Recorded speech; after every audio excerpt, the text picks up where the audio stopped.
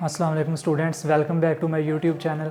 आज का जो लेक्चर है वो बहुत इंटरेस्टिंग है इस हवाले से भी कि किस तरह से बायोलॉजी जो है वो इंसानियत की हेल्प करती है, यानी कि इंसानों की फलाह व बहबूद के लिए, वेलफेयर के लिए, या फिर बायोलॉजी में जो डिफरेंट बायोलॉजिस्ट हैं वो क्या वर्क कर रहे हैं, किन चीज़ों पे वर्क कर रहे हैं और किस तरह से वो इंसानों के लिए हेल्पफुल है। इसको हम लोग डिटेल से स्टडी करेंगे। हम लोग स्टार्ट करते हैं आज का अपना लेक्चर। इसमें यह है कि जी biology and the service of mankind, यानी कि बायोलॉजी में जो बायोलॉजिस्ट हैं वो किस तरह से वर्क कर रहे हैं और किस तरह से जो है वो डिफरेंट टेक्निक्स को, मेथड्स को यूज़ करते हैं इंसानों की फलाह व बहबूद के लिए, और वो इंसानों के लिए कैसे बेनिफिशियल है।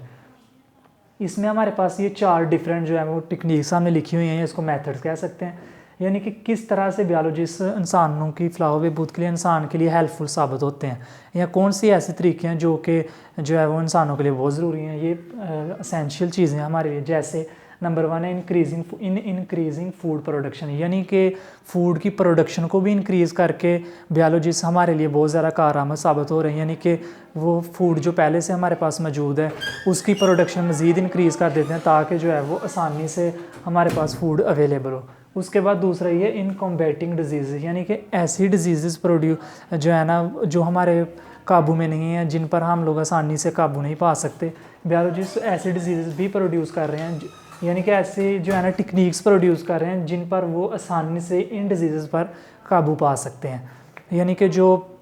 हमारी बॉडी पे डिफरेंट डिजीज़ हमारे जिस्म में, मतलब कि हम लोग ये कह सकते हैं कि हर वो डिज़ीज़ जो कि हमें नुकसान पहुंचा रही है, बायोलॉजिस्ट उससे भी उन डिजीज़ पर भी वर्क कर रहे हैं और आसानी से ऐसी जो है ना वो टेक्निक्स, ऐसे मेथड्स जो हैं वो डिस्कवर कर रहे हैं कि जिनके थ्रू हम लोग जो है वो अपनी बॉडी को उन डिजीज़ से महफूज बना सकते हैं। इसके बाद नंबर 3 पे in protecting and conserving environment, यानी कि एक ऐसा इन्वायरमेंट बायोलॉजिस्ट जो है वो क्रिएट कर रहे हैं जिसमें हम लोग अच्छे तरीके से रह सकें, जिसमें हमारे ऊपर कोई भी माइक्रोब्स, डिफरेंट पोल्यूटेंट्स वगैरह जो है वो ईजिली एक्ट ना कर सकें। उसके बाद नंबर 4 पे क्लोनिंग, यानी कि बायोलॉजिस्ट जो है वो डिफरेंट ऑर्गेनिजम्स क्लोनिंग के थ्रू प्रोड्यूस कर रहे हैं। ये चारों जो हमारे पास स्टेप्स हैं इनको हम लोग डिटेल में देखेंगे,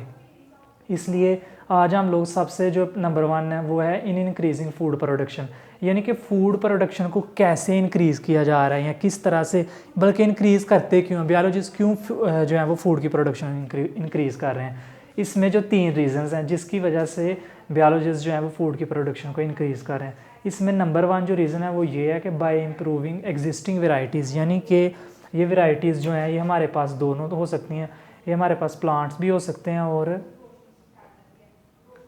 एनिमल्स भी हो सकते हैं। यानी कि हमारे पास जो पहले प्लांट्स और एनिमल्स की वैरायटीज़ मौजूद हैं उनमें मज़ीद इम्प्रूवमेंट कर दी जाए, यानी कि उनका ब्रीडिंग रेट बढ़ा दिया जाए, या फिर वो ऐसी जो है ना वो हम लोग उनमें डिफरेंट टेक्निक्स या मेथड के थ्रू ऐसे जीन्स वगैरह इंसर्ट करें कि जिनके थ्रू हमें वो उनका जो प्रोडक्शन रेट है या हाई यील्ड है हमें ज़्यादा बेनिफिशियल हमारे लिए, यानी कि फाइनली हम कहेंगे कि ऐसी जो है ना प्लांट्स और एनिमल्स की वैरायटीज़ प्रोड्यूस की जाएँ जो कि पहले से बहुत बेहतर हों। उसके बाद नंबर 2 पे by developing disease resistant varieties, यानी कि प्लांट्स और एनिमल्स की ऐसी वेराइटीज़ प्रोड्यूस की जाएँ जो कि ज़्यादा डिजीज़ रेजिस्टेंट हों, यानी कि जिन पर डिजीज़, कोई भी बीमारी जो है वो आसानी से एक्ट ना कर सके। उसके बाद नंबर 3 पे आता है by developing new high yield of varieties, यानी कि जो न्यू वेराइटीज़ प्रोड्यूस की जा रही हैं प्लांट्स और एनिमल्स की, वो हमारे पास हमें नेक्स्ट जब उनकी ब्रीडिंग हो या हम लोग उन्हें कहीं भी यूज़ करें तो उसके बदले में हमें उनकी पैदावार ज़्यादा मिले, यानी कि उनका यील्डिंग रेट भी बढ़ा दिया जाए। ये 3 जो है वो पर्पसेस के लिए बायोलॉजिस्ट जो हैं वो वर्क कर रहे हैं। अब ये किस तरह से हम लोग इनकी क्वांटिटी को इंक्रीज़ करते हैं वो हम लोग यहाँ पे देखते हैं। ये हमारे पास कुछ मेथड्स हैं जो बायोलॉजिस्ट जो हैं वो यूज़ करते हैं जी, जिसमें सबसे पहला मेथड है सिलेक्टिव ब्रीडिंग। सिलेक्टिव ब्रीडिंग में क्या होता है जी, बायोलॉजिस्ट जो होते हैं वो प्लांट्स और एनिमल्स के जो है ना वो ऐसी प्लांट्स और एनिमल्स के रिज़ल्ट में ऐसे ब्रीडर्स या फिर उनके रिज़ल्ट में ऐसे ऑफस्प्रिंग प्रोड्यूस करते हैं जो कि जिनका यील्ड रेट भी ज़्यादा होता है, यानी कि जो हमें ज़्यादा पैदावार दे सकते हैं, जो जिनका ब्रीडिंग रेट भी ज़्यादा होता है, यानी कि जो ज़्यादा एफिशिएंट वर्क कर सकते हैं। कैसे, जैसे हम लोगों ने यहाँ पे लिखा है जी, प्लांट्स हों या एनिमल्स की जो वेराइटीज़ हैं इसमें हम लोग क्या यूज़ करते हैं, सिलेक्टिव ब्रीडिंग का मेथड यूज़ करते हैं। सिलेक्टिव ब्रीडिंग के मेथड में क्या हम यूज़ करते हैं, डिफरेंट प्रिंसिपल ऑफ जेनेटिक्स भी यूज़ करते हैं हम लोग। इसके रिज़ल्ट में क्या होता है, इसके रिज़ल्ट में हमारे पास जो डिफरेंट वेराइटीज़ हैं प्लांट्स की हों या एनिमल्स की हों हमें वो मिलती हैं, लेकिन वो किस फॉर्म में मिलती हैं, उनकी better varieties of plants and animals are produce, यानी कि जो पहले वेराइटीज़ थी प्लांट्स और एनिमल्स की उसके रिज़ल्ट में काफ़ी बेहतर जो है वो वेराइटीज़ हमें मिलती हैं। इसका ये है सिलेक्टिव ब्रीडिंग का। उसके बाद दूसरा हमारे पास क्या है जी, पोल्ट्री ब्रीडर्स, यानी कि पोल्ट्री फार्म में क्या होता है कि जो ब्रॉयलर्स हैं ये प्रोड्यूस किए जाते हैं, जिसको हम लोग वाइट मीट भी कहते हैं, यानी कि चिकन जो है ये पोल्ट्री फार्म में इजीली प्रोड्यूस किया जा रहा है। ये चिकन जो है वो मार्केट में एक चीप ज़रिया है, यानी कि आसानी से हर कोई इसे जो है वो ख़रीद भी सकता है और यूज़ भी कर सकता है, और इसकी डिमांड इंक्रीज़ हो गई है। इसलिए बायोलॉजिस्ट ने जो है ना वो ये डिफरेंट टेक्निक्स यूज़ की हैं, डिफरेंट जो है वो डाइट भी अगर देखिए जिसमें वो जो है वो फीड वगैरह ऐसे ही यूज़ करते हैं, जिनकी वजह से जिस जो है ना वो हमारे पास ब्रॉयलर ने 3 महीने में या 1.5 महीने में या 2 महीने में तैयार होना होता है, वो 18 से 20 दिन में तैयार होकर आ जाता है। ये हमारे पास था जो डिफरेंट टेक्निक्स बायोलॉजिस्ट ने डिस्कवर करवाई हैं या फिर जो है वो हमें बताई हैं, जिसमें सेलेक्टिव ब्रीडिंग था, इसमें ये यूज़ किया जाता है जी। उसके बाद हमारे पास आती है दूसरी technique, genetic engineering technique. Genetic engineering में क्या होता है, इसकी सिंपल डेफिनेशन अगर हम लोग करना चाहें तो वो ये है द मैनिपुलेशन ऑफ जीन्स, यानी कि जो हमारे पास ऑर्गेनिज्म है उसमें हम लोग जीन्स खुद से इंसर्ट कर दें। अब वो जीन्स जो हम इंसर्ट कर रहे हैं उसका अल्टीमेटली हमें बेनिफिट है, तो इसीलिए तो हम इंसर्ट कर रहे हैं। अब ये जो है वो जेनेटिक इंजीनियरिंग किस तरह से हेल्पफुल होगी, इसको हम लोग जनरली देखते हैं। जेनेटिक इंजीनियरिंग में क्या होता है जी, जेनेटिक इंजीनियरिंग के रिजल्ट में हमारे पास प्रोड्यूस किए जाते हैं ट्रांसजेनिक ऑर्गेनिजम्स, यानी कि ट्रांसजेनिक ऑर्गेनिजम्स कौन से ऑर्गेनिजम्स होते हैं, वो ऑर्गेनिजम्स जिनमें जेनेटिक इंजीनियरिंग की टेक्निक्स यूज़ की जाती हैं, उनको हम लोग ट्रांसजेनिक ऑर्गेनिजम्स कहते हैं। या फिर इसको दूसरी तरह से अगर हम लोग डिफाइन करें तो ये करेंगे कि the organisms that are produced by the process of या by the techniques of genetic engineering are called transgenic organisms. उसके बाद अब ट्रांसजेनिक ऑर्गेनिजम्स होते कौन से, ट्रांसजेनिक ऑर्गेनिजम्स वो ऑर्गेनिजम्स होते हैं जिनकी बॉडी फॉरेन डीएनए पे कंसिस्ट हो, यानी कि उनकी बॉडी में जो उनका डीएनए वो अपना मौजूद नहीं, बल्कि वो जो उनकी बॉडी में जो डीएनए उसके बदले फॉरेन डीएनए उनकी बॉडी में मौजूद हो, यानी कि जो बाहर से डीएनए वो इंसर्ट किया जाए, अब उनकी बॉडी में इंसर्ट किया जाएगा, यानी कि उनके सेल्स में जो है वो, इसका मतलब यही हो। ट्रांसजेनिक प्लांट्स कौन से होते हैं, the plants having foreign DNA included in their cells, उनके सेल्स में फॉरेन डीएनए भी इंसर्ट कर दीजिए, उसको हम लोग ट्रांसजेनिक प्लांट्स कहते हैं।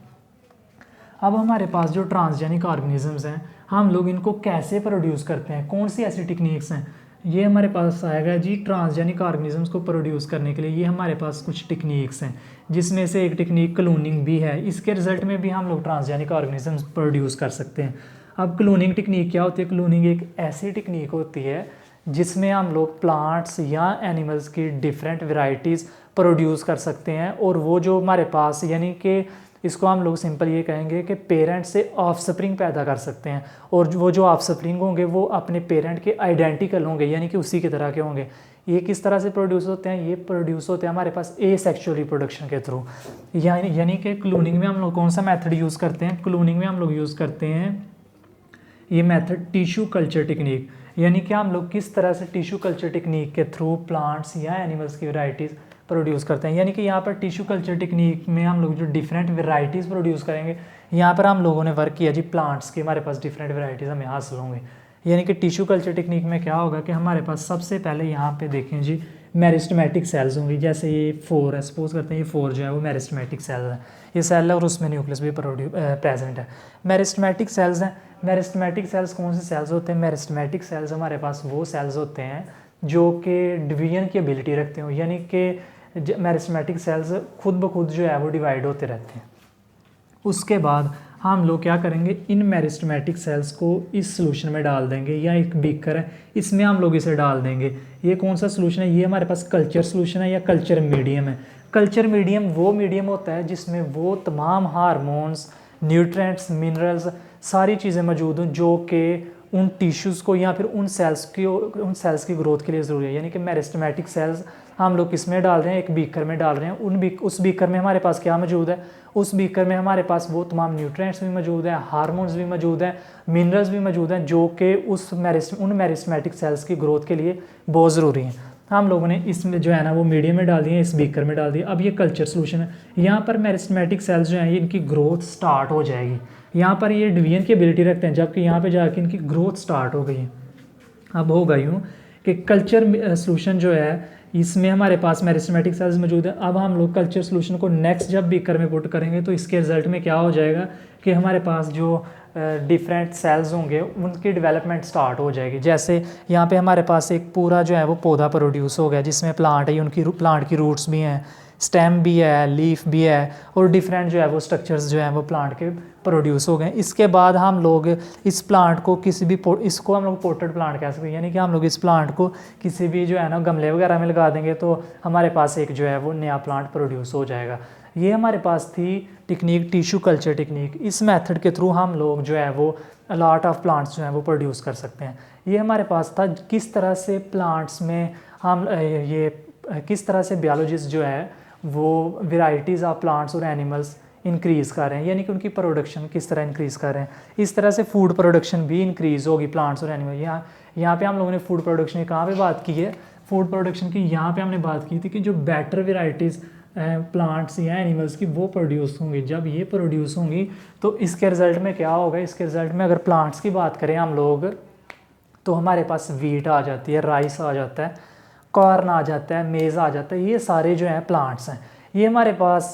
कैसे प्रोड्यूस होंगे, ये हमारे पास सारे सिलेक्टिव ब्रीडिंग के थ्रू, जेनेटिक इंजीनियरिंग के डिफरेंट टेक्निक्स यूज़ करके इसके थ्रू हम लोग जो है वो बेटर यील्ड यानी कि हाई पैदावार वाली जो है ना वो प्लांट्स हासिल कर लेंगे। इसके बाद एनिमल्स की बात करें तो एनिमल्स में हमने यहाँ पर देखा जी ब्रॉयलर हमारे पास ये हम लोग एक जो है वो इसी मेथड के थ्रू प्रोड्यूस करें। इसके बाद शीप को और डिफरेंट ऑर्गेनिजम्स जो हैं वो हम लोग इन मेथड्स के थ्रू प्रोड्यूस कर सकते हैं। ये हमारे पास था कि किस तरह से फूड प्रोडक्शन को इंक्रीज़ कर रहे हैं। हमने यहाँ पर देखा कि जो हमारे पास जो पहले से वैरायटीज़ मौजूद हैं उनकी भी इम्प्रूवमेंट कर दी, यानी कि जो पहले से हमारे पास कॉर्न था, मीज़ था या वीट वगैरह, या एनिमल्स की बात करें तो ब्रॉयलर वगैरह की बात कर लें हम लोग, तो उसकी भी हमने जो वैरायटीज़ थी उनको हमने इम्प्रूव कर लिया। ये भी हमने इस लेक्चर में देख लिया। उसके बाद हमने ये भी देख लिया कि किस तरह से जो डिफरेंट प्लांट्स या एनिमल्स की वैरायटीज़ हैं उनकी जो हमारे पास यील्ड है या पैदावार है वो कैसे इंक्रीज़ हो रही है, यानी कि हम लोग डिफरेंट टेक्निक्स यूज़ करते हैं और उनके रिज़ल्ट में हमारे पास जो प्लांट्स और एनिमल्स की वैरायटीज़ जो है वो प्रोड्यूस होती हैं वो एक बेटर ग्रोथ या बेटर यील्ड हमें देती हैं। ये हमने दोनों देख ली। जबकि हमारे पास यहाँ पे तीसरा ये है कि हम लोग प्लांट्स और एनिमल्स की जो वैरायटीज़ हैं उनको कैसे ज़्यादा से ज़्यादा डिजीज़ रेजिस्टेंट बना सकते हैं। इसके लिए हम लोग ये जो पॉइंट है इसके लिए हम लोग कल वाला यानी कि नेक्स्ट लेक्चर जो है उसमें हम लोग इसी के बारे में डिस्कस करेंगे। उम्मीद है कि आपको सारा लेक्चर क्लियर हो गया होगा। अगर आपका कोई भी क्वेश्चन हो तो आप नीचे कमेंट में पूछ सकते हैं। फिर उसके अलावा अगर वीडियो आपको अच्छी लगी हो तो वीडियो को लाइक करना मत भूलिए। अगर चैनल पे फर्स्ट टाइम है तो चैनल को सब्सक्राइब कर दें। सो गाइस बहुत शुक्रिया, थैंक यू सो मच, अल्लाह हाफिज़।